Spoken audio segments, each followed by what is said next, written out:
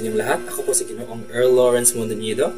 Nag-aaral ng Bachelor of Science in Criminology sa CRMC. Gusto ko pong usapan natin ang isang malaking problema sa ating mga kalsada o komunidad. Ito ang pagmamaneho habang nasa impluwensya ng alak o droga.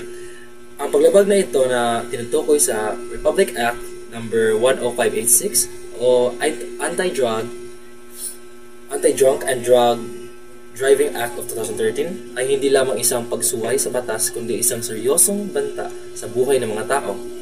Ang pagmamaneho ay nangangailangan ng buong konsentrasyon, mabilis na pag-iisip at maayos na koordinasyon. Ang alak at droga ay nakakaapekto sa mga kakayahang ito na nagresulta sa mabagal na reaksyon, hinang pag-iisip at pagkawala ng kontrol sa sasakyan.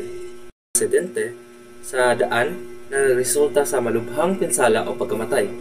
Maraming mga ulat ng mga aksidente sa daan na may kaugnayan sa DUI o Driving Under Influence sa Pilipinas na nagpapakita ng patuloy na panganib na tulad ito. Halimbawa, noong Nobyembre 28, 2020, dalawa sasakyan ang sangkot sa magkahiwalay na aksidente Biyernes ng gabi hanggang Sabado ng madaling araw sa Quezon City.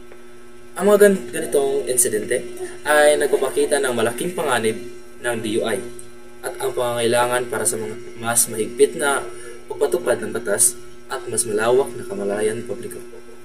Ang Republic Act number 10586 ay nagtatakda ng mga mabibigat na parusa para sa mga palalabag, kabilang ang malaking multa, pagbawi ng lisensya at pagkabilanggo. Ngunit, higit pa sa mga parusang ito, ang tunay na parusa ay ang pagwala ng buhay, paghabang buhay na kapansanan at ang matinding pagdadalamhati ng mga pamilya ng mga biktima. Kung ako po ay isang pulis, gagawin ko ang lahat para maiwasan ang DUI o Driving Under Influence. Magtuturo po ako sa mga tao tungkol sa batas at sa mga panganib ng pagmamaneho habang lasing o may tama ng droga. Magsasagawa po rin po ako ng mga kampanya para may palaganap ang kamalayan.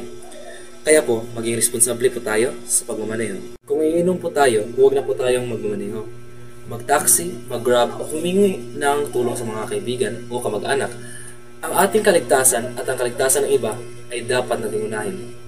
Maraming salamat po.